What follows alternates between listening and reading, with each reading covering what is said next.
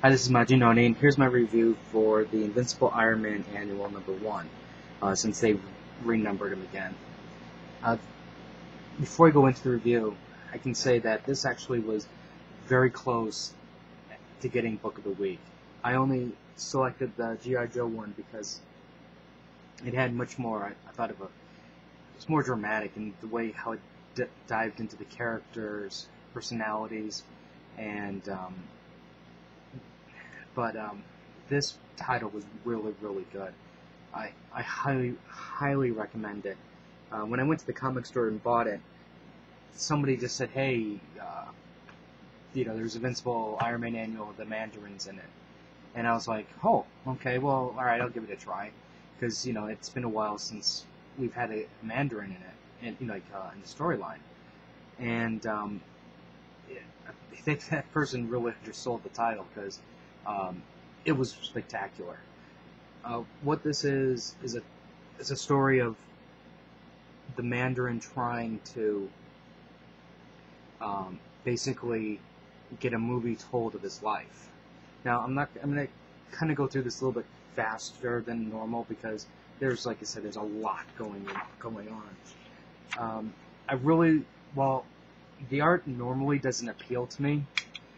I actually like the art, the way it's presented in this title. It actually it just flows really well with the storyline and the characters and things like that.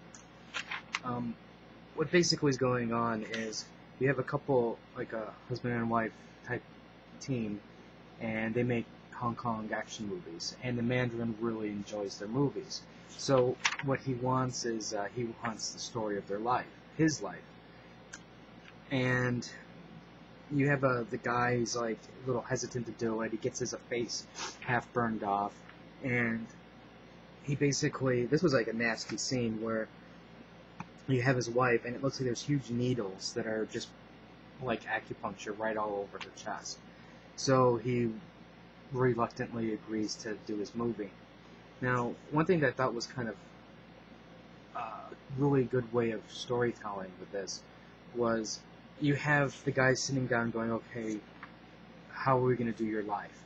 And the Mandarin's like, well, I was born from Genghis Khan, and this is my story. But while he's saying that, you see what really happened, and how twisted and delusional it really is, because here he goes where his mom was in the opium house and getting, like, basically she's like a prostitute.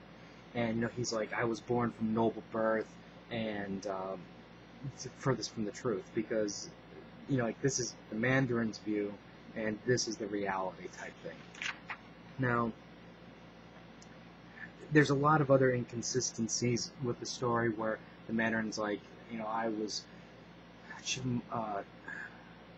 the part of the Chinese Revolution with Commander Mao, and I was the very powerful number one loyalist to the cause. I was important, but in reality, he really wasn't.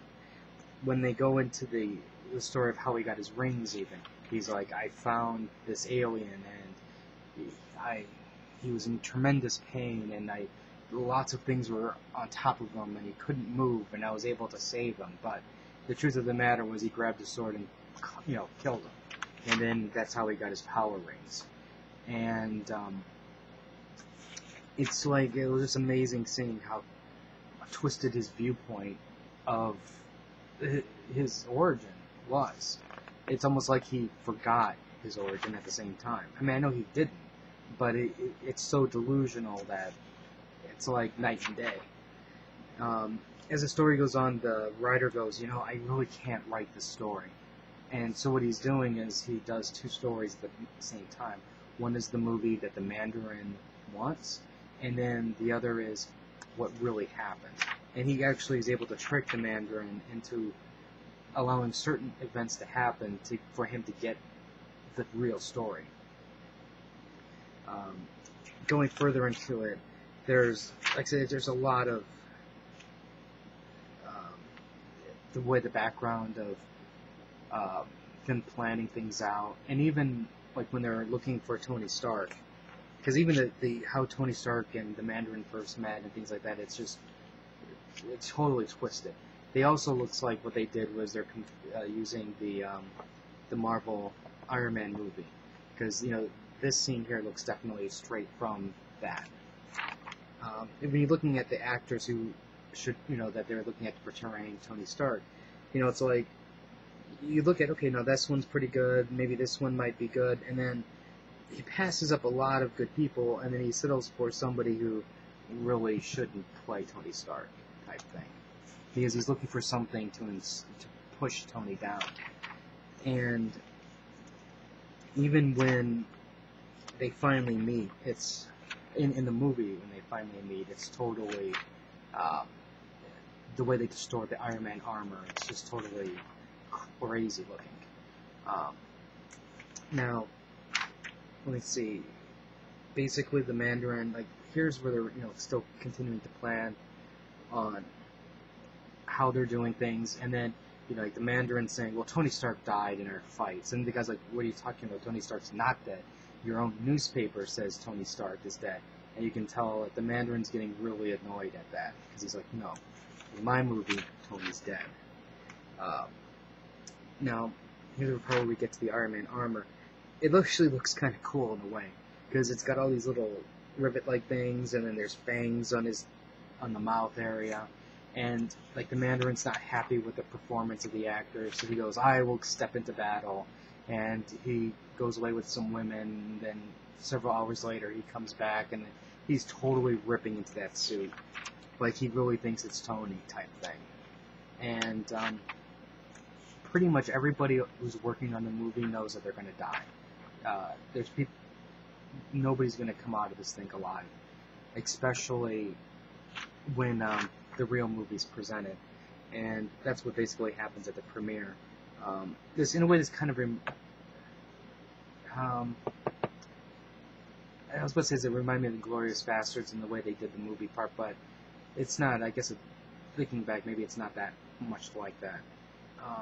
I guess I was thinking that more along the lines of, here's the movie, and then they shot the movie, and then they put that fake thing up there to kill everybody. But anyways, that's off to a tangent. When we go back to this, they have everything set up. They're able to find his wife and then steal her off. There's a replacement who's supposed to buy them time to get away. And the movie starts, and you can tell the Mandarin is just totally pissed off. His eyes are glowing, and he's just not happy. When the director and his wife get away, the woman was programmed basically to kill him in the event that they escaped. And the Mandarin predictably destroys the building. And they go up to the projection booth, they kill the projectionist, they kill the woman who substituted for the wife. But, the Mandarin's a noble person, so at the very end he rebuilds the studio, and a new movie is created type thing. And like I said, this was truly a good book. Matt Fraction did an amazing job with the story, and I would highly recommend getting this book. It's really worth it, and I think this gives you really another understanding of the Mandarin. Even though they're kind of retconning it slightly, it's not that too far from the truth of what his original origin is. At least it's more. I mean, it's believable. It can still fit in the Marvel U and things like that. It's an awesome story, and I would highly recommend getting this title. If you have any questions or comments, feel free to leave it on the side, and subscribe to the channel. And until next time.